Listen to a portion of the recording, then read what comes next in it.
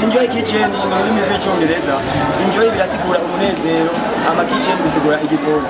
Ukuvuga yuko igikoni ni umunezero. Gufungura neza umunezero. Ibikorwa byacu kuvuga bijyanye no kwigisha abantu bijyanye no gutegura ifungurwa bya mbere mu buryo bugezweho, kuko yuko tubyigisha neza bagafungura indyo zimeze neza, amazi birimo bagafungura kandi ibyo bashobora kugira amagara yabo neza akamaro. Kuvuga twararavye turaraba tubona abanyagihugu benshi barafite ibyo bafungura, ariko ifunguro ugasanga birabagora. Gusa turaja hamwe abantu bakurikiranye umwuga w'uburyo bwo kwinjira, ariko n'abizeye iby'amagara y'abantu. Reka twigishe abantu nyene bofungura bimwe bafise, hama bibagirire akamaro kandi bagirire n'amagara. Twagiye hamwe hari bamaze amakaminuza, hariho abakiri ku mashuri, twararavye turavuga tuti nabo matujanye cyo kwigurira. Tumaze kuyiga turaraba turavuga tuti babizi ni bake. Reka tujye hamwe kugira tuvyigishe abantu abarundi babimenye kugira abantu bafungure neza ibibazo banabirongemo n'amafaranga.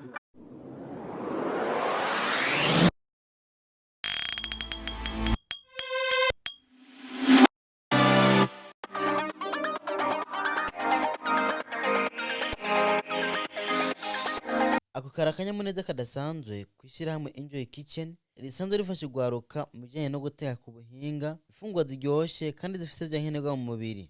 Iryo shirahamwe rero kaba ryari riramutse ritanga impapuro mpamyabushobozi ku banyeshure bashoboye gukurikirana neza izo nyigisho. Ivyo birori bikaba byari vyatewe iteka n'uwaserukiye umukuru w'igisagara ca Bujumbura, abaserukiye amabanki atandukanye, abaserukiye amahoteli n'abandi bashitsi batandukanye.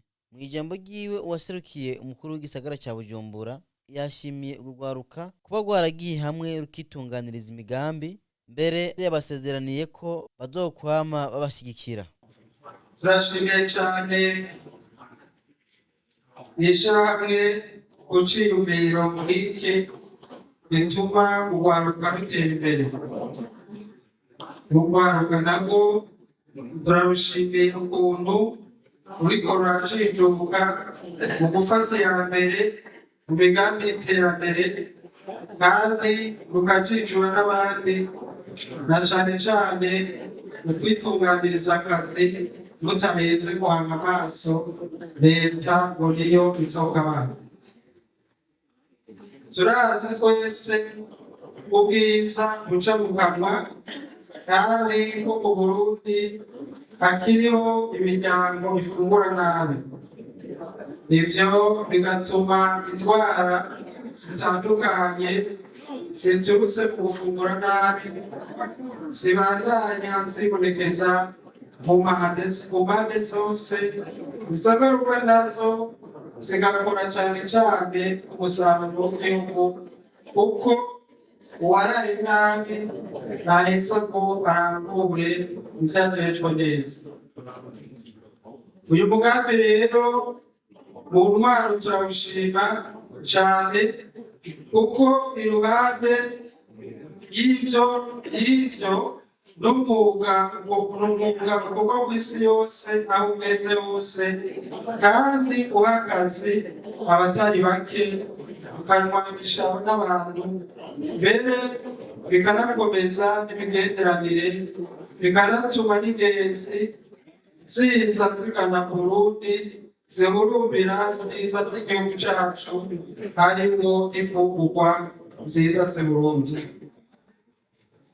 Banyakubahwa bashinga naye bapfasoni, namwe rwaruka mwadukoranije hano uyu munsi, twagomba kubamenyesha ku izina rya mbere ya Bujumbura ko tutazigera tudohoka canke ngo ducike intege mu gushigikirana urwaruka mu migambi yanyu yo kwiteza imbere murangura biciye mu mashirahamwe canke no mu makoperative muhurikiyemo nk'uko nyene icubahiro umukuru w'igihugu ciza c'Uburundi agasiba gushikiriza